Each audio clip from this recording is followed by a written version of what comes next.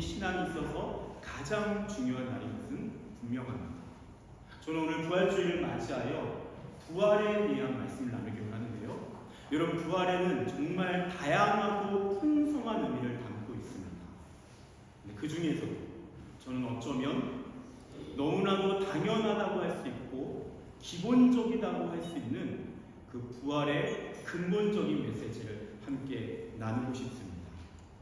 여러분, 철학자 헤겔은 삶이란 살아가는 것과 죽어가는 것의 통일이다라고 이야기했습니다.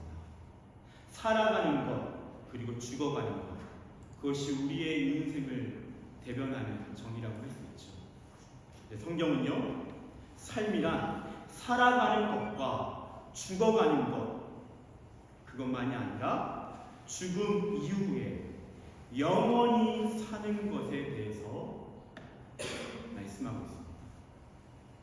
그냥 살아가는 것, 죽어가는 것이 우리의 인생을 전부로 설명할 수 있는 것이 아니라 그건 너머로 죽음 이후에 영원히 사는 것까지가 우리의 인생 안에 주어진 우리가 걸어가야 할 우리의 운명이라고 성경은 말씀합니다. 그래서 죽음 이후의 세계를 특별히 부활의 세계로 우리에게 소개하고 있죠. 네, 여러분, 문제는 무엇입니까? 이 부활이 참 받아들여지기가 쉽지 않다는 것입니다.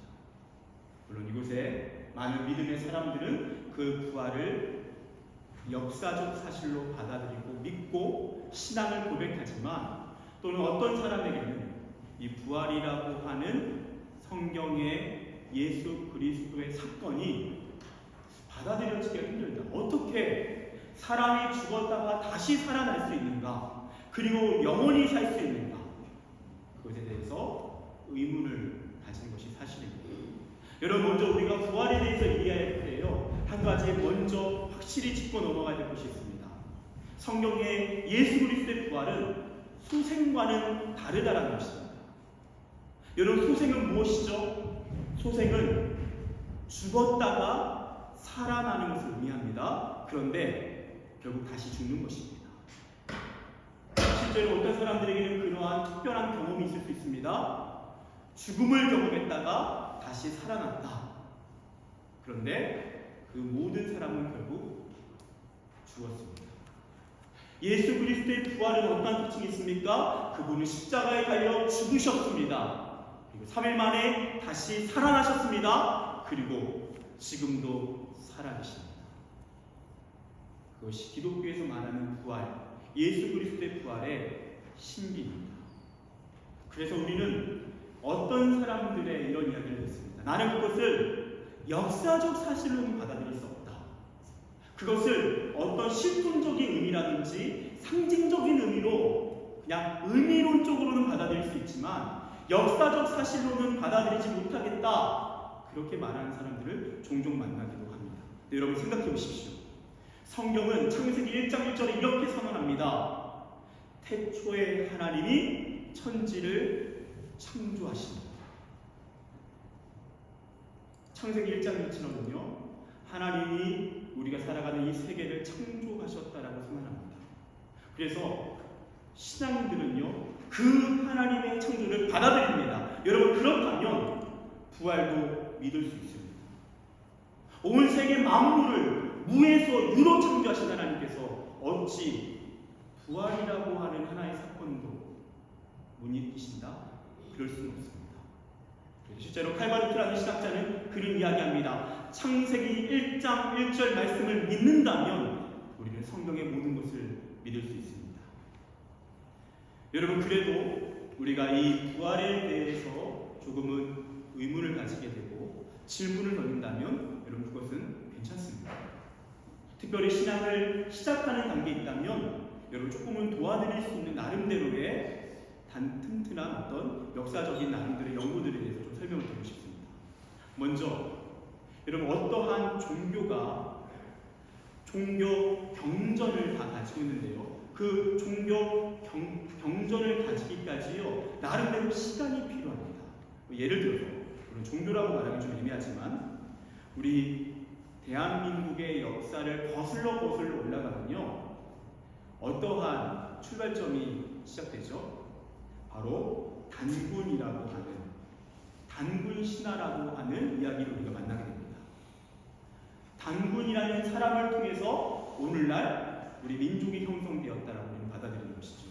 근데 이 단군이라고 하는 사람은요, 주전 233년에 살았던 것으로 추정합니다. 그런데 이 단군에 대한 최초의 기록된 문서는 언제 등장하냐면요, AD 1281년에 등장합니다. 그러니까 단군이라고 하는 한 사람의 생애와 그 사람이 문서로서 오늘날 우리에게 전해지는 문서화된 이야기로 들려지는 데는요, 무려 3600년의 공백이 존재합니다. 그전에는 구전으로, 입에서 입으로 그 이야기가 전해 들어오다가 3600년의 시간이 지나서 그 이야기가 문서화된 것입니다. 그래서 실제로 많은 그런 역사적인 연구가들은요, 구전이 오랫동안 유지되다가 문서화된 것에 대해서는요, 신화화되어서 기록되었다라고 여기는 것이 사실입니다. 그것만이 아니죠. 조로아스터교의 창시자 조로아스터라고 하는 사람은요, BC 1400에서 한 1000년 정도에 살았던 사람으로 여겨집니다. 근데 이 사람에 대한 기록이 경전으로 기록되는 데는요, AD 300년에 기록됩니다.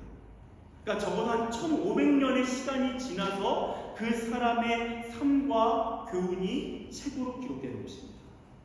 또한 우리가 잘 알고 있는 석가모니도요, 주전 6세기에 살았던 사람이죠. 근데 그 사람에 대한 삶과 교훈이 책으로 정리된 것은요, AD 1세기입니다. 그러니까 한 적어도 600년의 시간의 공백이 있다는 것입니다.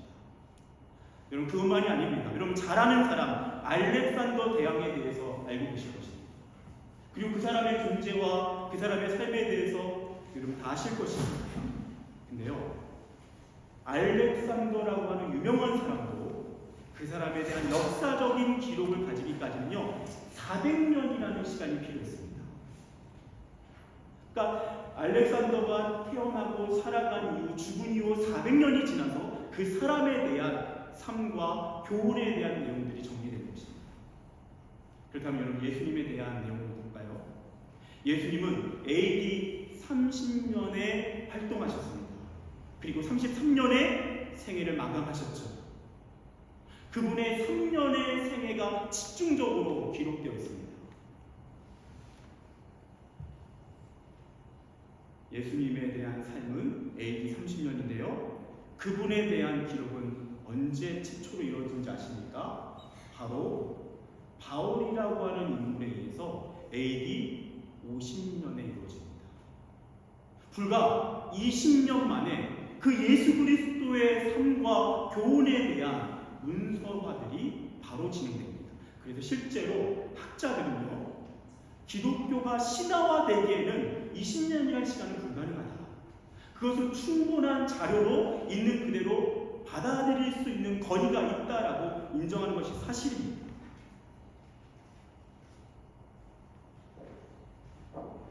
그것만이 아니라 이 부활에 대한 굉장한 특이점들이 몇 가지 있습니다. 첫 번째, 여러분, 성경에서 예수님의 제자들이요, 예수님이 십자가에 못 박혀 죽으실 때 자기들도 그 십자가에 못 박혀 죽을까 봐 어떻게 됐죠?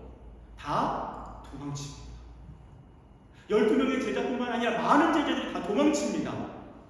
다 숨어 지냅니다. 그런데 놀랍게도 불과 몇십 일이 지나서 갑자기 그 겁쟁이 제자들이요, 눈에 불을 켜더니 예수가 부활했다라고 외치고 다니기 시작합니다. 심지어는 그것을 외치다가 죽으면서까지 끝까지 타협하지 않고 예수가 부활했다라고 하는 메시지를 전합니다. 여러분, 이것이 어떻게 가능합니까? 예수라고 하는 존재가 신화화되는 그런 과정이 없이 며칠이 지나지 않아서 분명히 예수가 십자가에 달려 죽을 때 다 버리고 도망쳤던 제자들이 얼마 지나지 않아서 예수가 살아났다라고 하면서 목숨을 걸고 그 예수를 증언하기 시작합니다. 그래서 두 가지 중에 하나인 거죠. 미쳤거나 진짜 살아난 예수를 만났거나. 또한 여러분 성경에 대한 증언을 보면 참 재밌는 것이 있는데요. 여러분 오늘 말씀도 마찬가지입니다.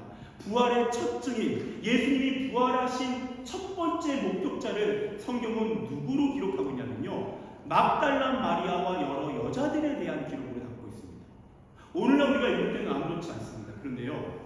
재밌게도 이 성경이 처음에 쓰여졌던 그 당시로 돌아가면요. 이것은 정말 기록되지 않는 것이 더 나은 자료입니다. 왜냐하면요. 그 당시 헬라 사회, 로마 사회, 그 당시의 사회에서요. 이 유대 사회는 보수주의 중에서도 가장 극보수주의 사회였습니다. 그래서 여성의 인권이 바닥에 있었고요. 너무너무 안타깝지만 그 당시 유대 사회에서는요. 여성을 인간으로 여기지 않았습니다. 짐승과 같이 재산의 목록으로 여겼습니다. 그런 말도 안 되는 비인격적인 문화가 있었습니다. 그래서요. 법정에서 여성은 어떠한 증언도 할 수 없었습니다. 심지어 어떠한 분명한 목격을 했더라도 여자가 목격하면 그 모든 증언들은 무효화됩니다. 그 증언은 아무런 효력이 없습니다. 그런데 그것을 뻔히 아는 그 당시의 성경 기자는요. 유대 사회의 사람들까지도 감안하여 성경을 기록할 때 굳이 여성을 첫 번째 목격자로 반복적으로 기록합니다. 그 당시에 이 문서를 읽는 사람들은 어떤 생각을 했을까요? 그거야? 그 여자가 봤다는 게 어떤 의미야? 그런 식으로 터부시하고 넘겼을 것입니다. 그런데도 성경은 반복적으로 여성을 최초의 부활의 목격자로 이야기합니다. 그것은 오히려 성경이 부활에 대해서 증언할 때 오늘날에는 전혀 의도를 가지지 않고 이 내용을 편집하거나 각색하지 않고 있는 그대로 진술했다라는 오히려 역설적인 증거가 된다는 것입니다.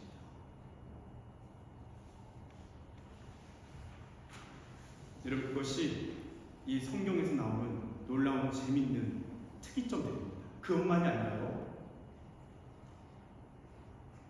예수님께서 부활하시고 한 30년 정도 이후의 기록에 의하면 500명 정도 되는 사람이 부활하신 예수님을 만났다라고 이야기하고요.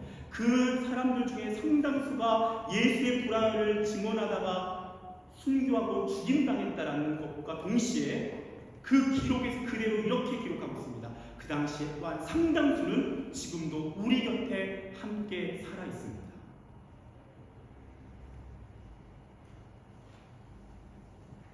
여러분 실제로요. 부활은 사실 기독교의 급소입니다. 왜냐하면 부활만 거짓이 되면 기독교는 사라집니다. 기독교는 허구입니다. 가짜가 됩니다. 실제로 많은 합리주의자들과 회의론자들이 부활에 대해서 연구하면서 기독교를 무너뜨리려고 하는 작업들을 상당히 많이 했습니다. 기독교 2000년 역사 동안 끊임없이 그러한 연구들, 부활만 거짓이 된다면, 부활만 역사적인 사실이 아니라는 것이 증명된다면 기독교는 끝난다. 그 확신을 가지고 그 역사적인 싸움에 뛰어듭니다. 놀랍게도 그 싸움에 뛰어들었던 많은 합리주의자들과 회의론자들 중에서 상당수가 그러한 역사적인 자료를 추적하다가 부활은 역사적 사실이다라고 인정하고 예수님을 만나고 예수님을 믿는 일들이 일어나고 있습니다. 지금도 현재 진행 중이고요. 그 중에 대표적인 인물이 그 당시 미국에서 가장 권위 있는 언론가로서 그 어떤 누구보다 냉정한 합리주의자였던 리스트로벨이라고 하는 사람이 그 예수 그리스도의 부활을 추적하다가 그것을 하나하나 따지면서 허구성을 밝혀내기 위해서 몸부림치다가 결국 이거는 역사적 사실일 수 있다라는 것을 발견하며 예수님을 믿게 됩니다. 그리고 그는 지금 목사가 되어서 오히려 예수의 역사는 사실이다라고 증언하며 살아가고 있습니다. 여러분 부활은 그렇게 간단하지 않습니다. 부활은 호락호락하지 않습니다. 저는 단순히 역사적인 사실만으로 모든 것을 다 증거할 수 있다. 여러분 그런 식으로 말씀드리는 것은 아닙니다. 하지만 부활은 우리가 생각하는 이상으로 하나님이 우리의 역사 속에서 일하신 놀라운 사건이라는 것입니다. 그리고 우리가 그것에 대해서 진리에 대한 진지한 탐구를 가지고 겸손하게 그 길을 따라가다 보면 우리는 예수 그리스도를 만날 수 있는 그러한 특별한 기회가 되긴 한다는 것입니다. 여러분 오늘 본문을 한번 들어가 봅시다. 오늘 본문에서는요, 예수님이 십자가에 달려 죽어가셨고 그분이 무덤에 장사되어 계십니다. 성금요일, 금요일에 세상을 떠나신 예수님, 그 금요일에 세상을 떠나시고 그 시체가 내려져서 빈 무덤에 그 시체를 안치시킵니다. 그리고 금요일, 그리고 토요일, 그 다음 일요일이 되었습니다.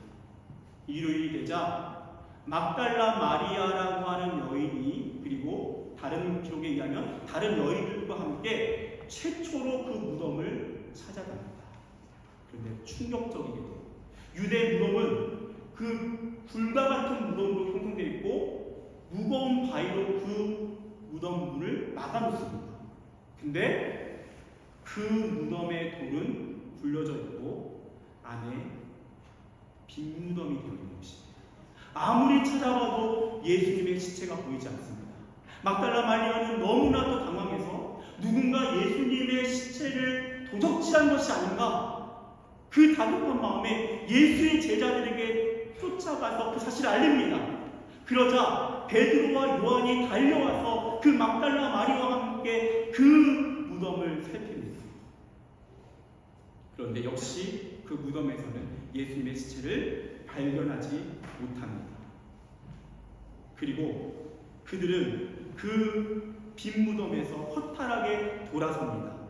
오늘 말씀의 9절에서는 이렇게 말씀합니다. 그들은 성경에 그가 죽은 자 가운데서 다시 살아나야 하리라 하신 말씀을 아직 알지 못하더라. 그러니까 지금 이 상황이 어떠한 상황인지 여전히 알지 못한 채 그 무덤을 돌이켜 나오게 되는 것입니다. 여러분 그렇습니다. 지금 예수님은요, 무덤에 안치되어 계시다가 그 시체가 사라져버린 상황이지만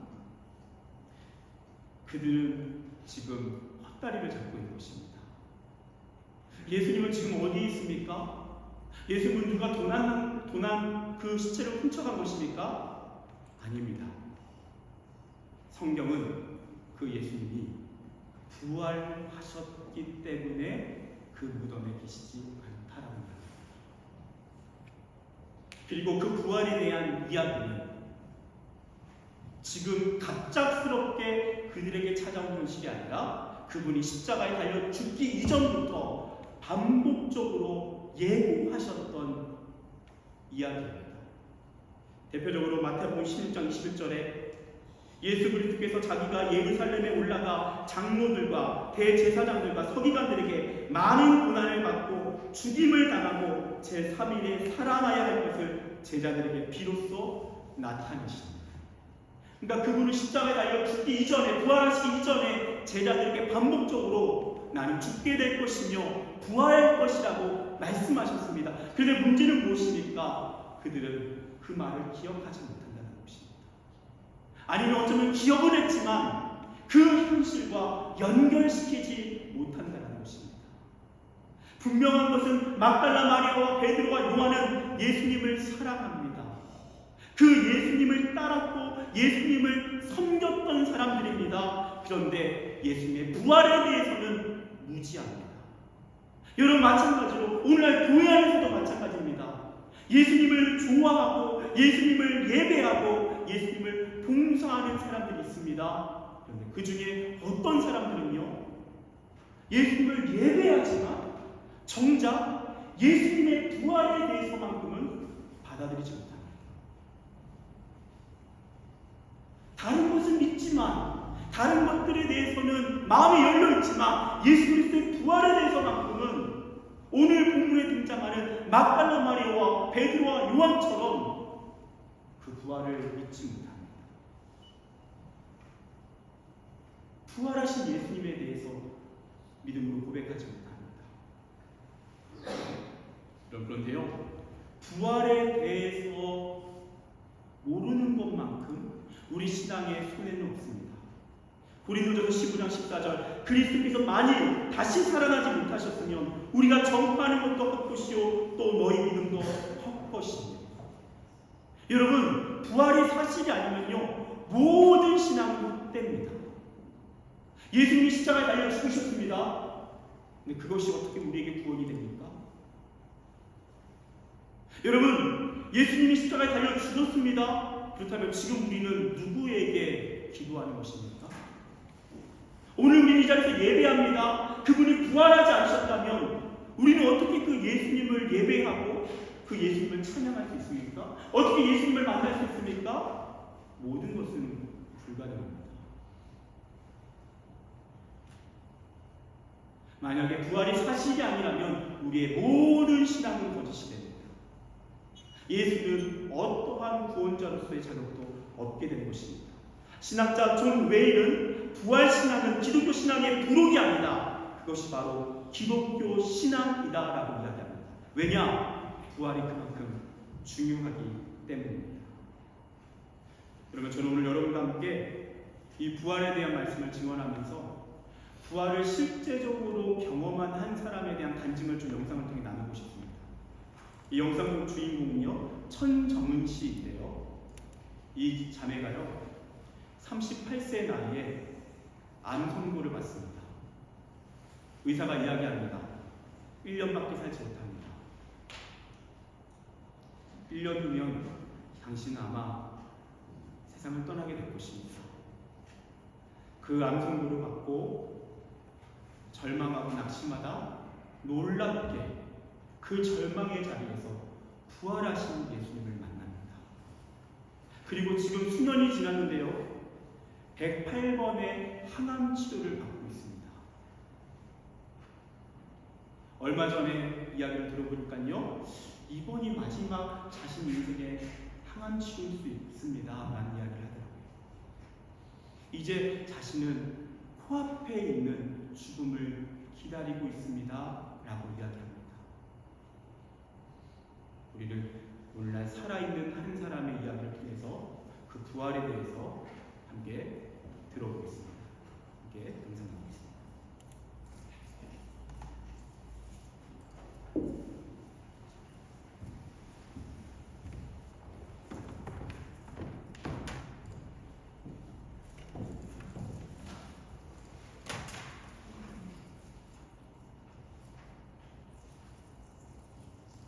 될 것 같아요. 첫 마음이요. 선생님이 처음에 뭐라고 하셨냐면 너무 늦었습니다. 그러셨거든요. 근데 그게 실 드라마에서나 들을 만한 대사고 드라마에 그런 대사가 진짜 있어요. 그래서 나한테 그런 일이 일어날 리가 없지. 너무 내가 저주받은 것 같은 느낌. 그리고 그냥 아무도 모르고 죽고 싶다. 그냥 그렇게 바로 어려워도 사람들 앞에서 처절한 내 모습을 지키고 싶지 않고 사람들이 그냥 벌써 그동 천명원이 안 걸렸대 이렇게 얘기하는 그 사람들의 말투조차 갑자기 너무 저주받은 것 같은 내 존재 자체가 부인해야 되는 상황이 와야 된다는 게 참 겁이 나는데 예수님이라는 존재에 대해서 그때도 뭐 알고는 있죠.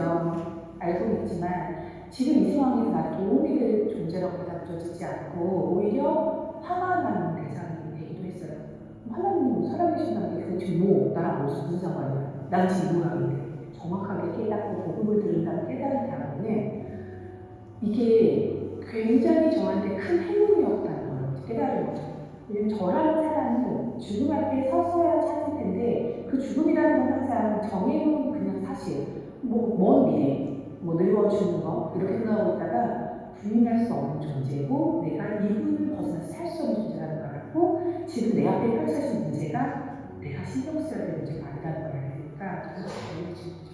예수님을 딱 만나자마자 어떤 생각이 들냐면 나 왜 이거를 그런 걸 몰랐지? 하나님 살아계시구나. 그냥 만나야 되는 거구나. 살아계신 분을 만나자마자 고백을 드리고 왔더니 나는 이분의 품에 안겠다는 확신이 들면서 너무 편안한 거예요. 그리고 일단 제가 제 입으로, 제 입술로, 제 의지로 몸도 드리고 마음도 드리고 다 드렸으니까 내 거가 더 이상 아닌 거잖아요. 내 거가 아니라는 거에 대한 자유함이 너무 큰 거예요. 내 거가 아닌데 내가 왜 걱정해? 이게 내가 왜 벌벌 떨어? 주님이 알아서 하시겠지. 그냥 되게 편안해지고 그냥 교회에 들어갈 순간 그냥 내 주님의 이걸 알게 되면서 그냥 그때 타일을 내 것도 아닌데 내가 걱정할 필요 없고 내 몸이 아닌데 주님이 알아서 하실 건데 내가 하는 거지. 내가 정말 가능할까지 주님을 끝까지 알고 가야 돼. 교회에 가서 이분을 더 알아가고 그래야겠다. 저는 환우들을 만나면 일단 처음에 그들의 두려움과 공포가 먼저 떠오르죠. 저랑 오버랩돼요. 기독교인들은 예수 만나면 다 편할 줄 알았어요. 근데 만나면 만날수록 놀라운 거는 기독교인들이 더 불안해한다는 걸 느꼈어요. 안 믿는 사람들은 차라리 체념하는 게 있거든. 모르니까 왜 체념하는 거예요. 그래서 그분들한테는 너 무서워해야 돼. 진짜 이거 당신 정말 무서워해야 돼요. 이걸 알려주고 얼마나도 기독교인들한테는 오해하고 있어요. 뭔가 많이 오해하고 있어요. 이제 이거를 알려주고 싶어서 하나님이 주어진 약속해 주신 구절이 너무 중요하잖아요. 로마서 10장 9절 말씀이 있거든요. 하나님이 주신 의미 아니라 아니 나한테 뭐가 느껴져야 되고 내가 뭔가 은혜를 받아야 되고 내가 믿을만 해야지 믿고 이렇게 각자의 믿음대로 믿다 보면 하나님은 오해할 수밖에 없고 그 오해의 끝은 그분을 대신하는 걸로 끝날 수 있다는 걸 제가 알게 됐거든요. 처음에는 저도 전도하는데 예수님이 이 세상에 아무 없어진 거죠. 일어나서 희망을 주기 위해서 실제로 나쁜 의도가 전혀 없죠. 근데 그게 결과적으로는 복불복이거든요. 이제 문제에서 10과 11절에 왔어요. 내나 저희나 이같이 전하라니 우리가 이같이 입었느니라. 제가 제 모든 색깔을 입었느니라 깨달은 과정입니다. 목사님들이 계속 예수가 부활하셨어요. 이건 얘기했고 저도 결국은 예수님이 정말 부활하는데 이렇게 만났는데 남들한테는 이해를 못할 것 같아요. 그래서 제가 풀어서 설명해 준답시고 제가 제 색깔을 얻는 거를 제가 깨달은 거죠. 복음은 있는 그대로 전해야 됩니다. 오늘도 그 말이 있으면 그냥 다가가요. 어차피 지금 수술 잘 끝나서 사시면 또 죽어요. 결국은 죽어요. 이렇게 얘기를 드리거든요. 그게 팩트예요. 우리는 결국 다 죽을 거예요. 근데 우리는 인정 아니거든요. 다 죽을 건데 우리가 크리스찬이면 기쁘게 죽는 거를 알게 된 거를 자랑하고 가는 게 맞아요. 음주와서 자시게 되면 사명자를 보셔야 돼요. 그냥 이렇게 얘기를 드릴 수가 있어요. 근데 놀라운 건 뭐냐면 저를 기쁘게 했던 그 복음과 그 말씀이 상대방이 같이 기뻐 나누는 거예요. 이 기쁨만 놓치지 않고 스스로에 들어가고 기쁨을 놓칠 것 같으니까 말씀을 그냥 생각을 이렇게 말씀만 외우고 들어갔어요. 어떤 말씀이 뭐라고 말씀드리죠? 저는 지방에서 태어나서 여기 서울까지 왔잖아요. 그리고 이제 외국도 나가봤는데 갈 때마다 내가 보면은 하나씩 담게 올라가는 마다 우물한 개구리였다는 걸 알게 돼요. 여기서 성공할 수 있는 건 다른 게 아니라 진정한 미래를 꿈꾸는 자가 성공할 수 있다고 생각하는데 진정한 미래는 저 다음 세상에 있습니다. 하물며 이 세상 자체가 하나님을 만나게 되면 얼마나 이 우물한 개구리라는 걸 알게 되는데 이야기하는 그 큰 미래를 미리 볼 수 있는 기회를 제가 놓치지 말고 20살 때 아니면 10살 때 더 그 만날 기회가 있었을 때 주님 만난다면 인생의 통째로 바뀔 거라는 얘기를 해주고 싶은데 부활의 사건에 집중해서 정말 전능자가 살아계신지 꼭 확인하고 나서 자신의 삶을 가꾸는 게 가장 현명한 선택이다 라고 얘기를 하고 싶어요.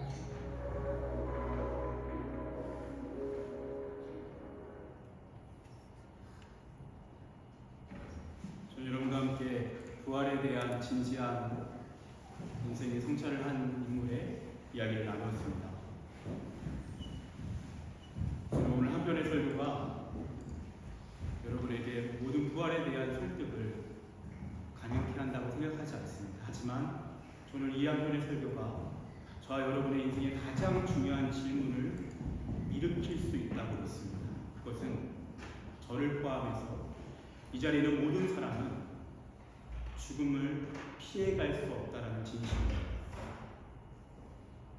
어떤 사람은 죽음 이후에 모든 것이 끝난다라고 이야기합니다. 어떤 철학자들은 죽음은 영혼 불멸설로 주장하면서 그냥 모든 것은 한순간에 사라진다라고 이야기합니다. 그냥 우리는 던져졌을 뿐이고 우리는 그 던져진 생애를 각자 의미를 부여하며 살아가야 하는 실존 안에 있다고도 이야기합니다. 근데 성경은 그렇지 않다라고 이야기합니다.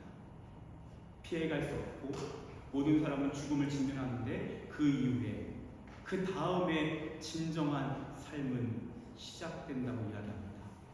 그리고 구원을 받은 누군가에게는 그 죽음 이후의 세계가 부활의 세계이며 예수께서 부활하셨던 것처럼 우리도 부활할 것이며 그리고 우리의 삶은 그분이 예비하신 부활의 나라, 영원한 나라, 새하늘과 새 땅, 아름다운 나라에서 영원히 이어질 것이라고 말씀합니다.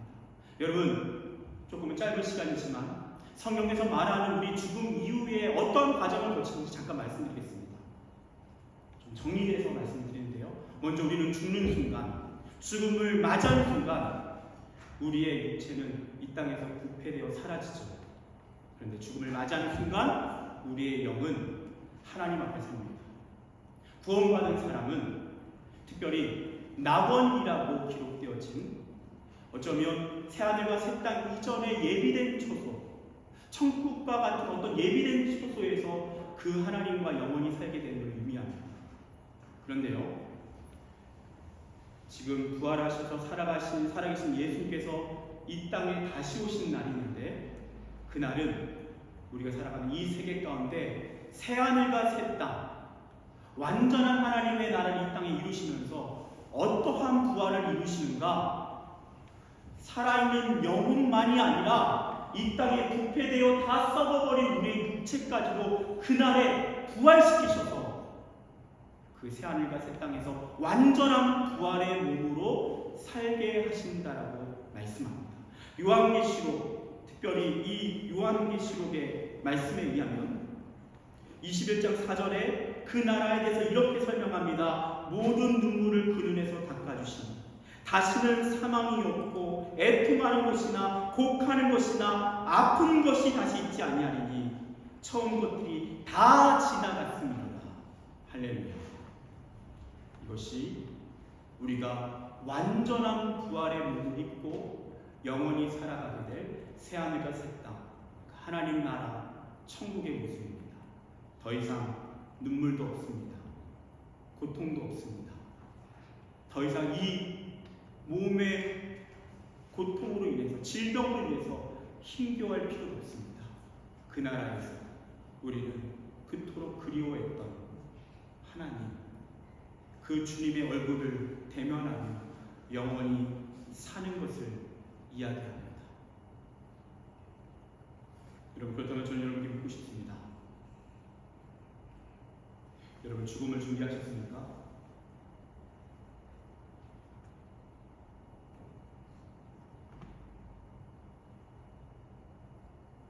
이 질문을 회피하더라도 우리는 죽음을 피할 수는 없습니다.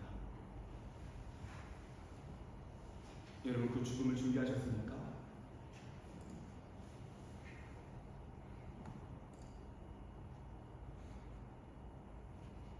여러분, 죽음 이후에 어떠한 삶이 여러분에게 예비되어 있다고 생각하십니까? 여러분 안에는 죽음 이후에 예수의 부활처럼 나도 부활하여 그 영원한 나라에서 영원히 살 것에 대한 준비가 있으십니까?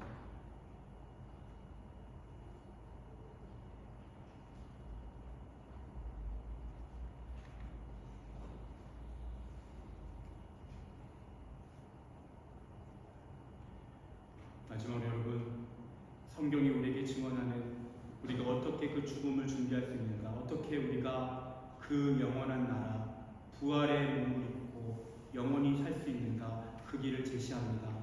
여러분, 누구도 억지로 이 신앙을 강요할 수는 없습니다. 하지만 여러분, 이 자리에서 하나님 앞에 한번 단독자로 서셔서 여러분 진지하게 오늘 이 말씀을 듣고 각자의 삶을 고민하고 생각하고 기도해 보시길 바랍니다.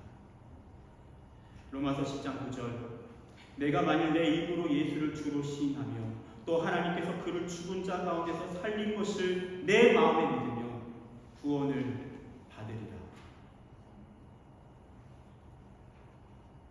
주님께서는 우리에게 어떻게 하면 구원을 통한 부활의 약속을 얻을 수 있는 길을 알려주셨습니다. 첫 번째, 예수를 주로 시인하는 것을 이야기합니다. 여러분, 여기서 예수를 주로 시인한다는 것은요, 주여 주여 하는 자마다 하나님의 나라에 들어갈 수 없다. 그냥 입술로 주여 주여 하는 것이 아닙니다. 여러분, 주라고 하는 고백은요, 헬라어로 큐리오스라는 고백입니다. 근데 이 큐리오스는요, 그 당시에 누구를 향해서만 고백되어졌냐면요, 로마 시대 로마 황제에게 고백됐던 표현이 큐리오스입니다. 황제, 당신이 나의 주님입니다. 나의 왕입니다. 당신이 내 인생의 가장 소중한 존재입니다. 그러면서 로마의 백성들은 로마 황제를 주님으로 고백했습니다. 그런데 부활을 경험한 예수의 제자들은요, 놀랍게도 이렇게 고백하기 시작합니다. 죄송합니다. 이제는 로마 황제가 나의 주님이 아닙니다. 나의 주님은 예수 그리스도입니다. 그 말을 사람들 앞에서 시인하기 시작합니다. 그러자 어떻게 됩니까? 오늘날 로마 여행을 가면 반드시 보게 될 콜로세움이라고 하는 그곳을 대표로 해서 많은 사람이 그곳에서 형장의 이슬로 사라집니다. 비참하게 동물에 찢겨 죽어가기도 하고 비참하게 투사에 의해서 살인당하기도 합니다. 그런데도 그들은 이렇게 고백합니다. 예수님이 나의 주님이십니다. 여러분, 신앙은요, 하나의 종교 생활을 내가 갖는 것이 아닙니다. 삶을 살아가다가 종교 생활을 하나 집어서 내 삶의 일부로 포함시킨 게 아닙니다.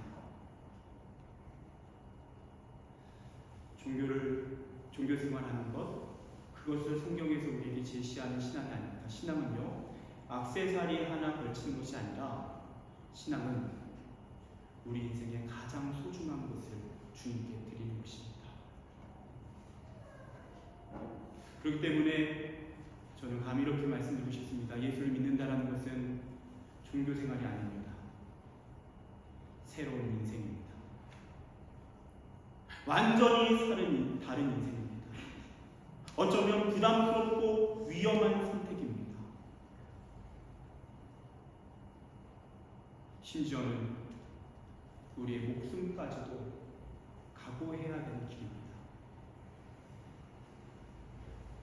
그렇지만 여러분, 처음에 그 믿음의 길을 진입하는 여러분에게 하나님이 그것을 강요하시는 것이 아닙니다.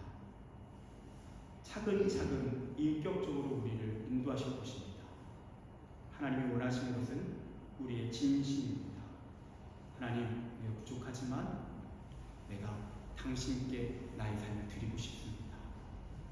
내가 당신을 주님으로 믿고 싶습니다. 그 진실한 고백부터 하나님은 놀라운 일을 시작하십니다. 또한 이렇게 말씀합니다. 하나님께서 예수를 죽은 자 가운데서 살리신 것을 내 마음에 믿으며, 무엇을 믿는다고요? 하나님께서 예수를 십자가에 죽게 하셨다가 그분을 다시 살게 하신 부활을 믿으면 구원을 받으리라. 할렐루야. 주님, 오늘 이 시간에 우리에게 두 가지 말씀하십니다. 첫 번째, 예수를 주로 시인하는 사람, 진지하게 그분께 나의 가장 소중한 고백을 드리는 사람. 두 번째, 예수를 하나님께서 십자가에 못 박혀 죽게 하셨다가 부활시킴으로 우리의 유일한 구원의 길을 열게 하셨다는 것, 그것을 믿는 사람에게는 하나님은 구원을 주십니다. 그리고 그것을 믿고 따르는 자에게 하나님은 부활, 이 땅에 살아가는 것, 죽어가는 것, 그 이후에 죽음 이후에 영원히 살아가는 그 미지의 세계, 그 세계도 그분의 품 안에서 우리를 구원하시는 것을 약속하십니다. 오늘 이 시간 저와 여러분 안에 진지한 고민이 있기를 축복합니다. 그리고 진지한 하나님 앞에서의 믿음의 고백이 있기를 축복합니다. 기도하겠습니다.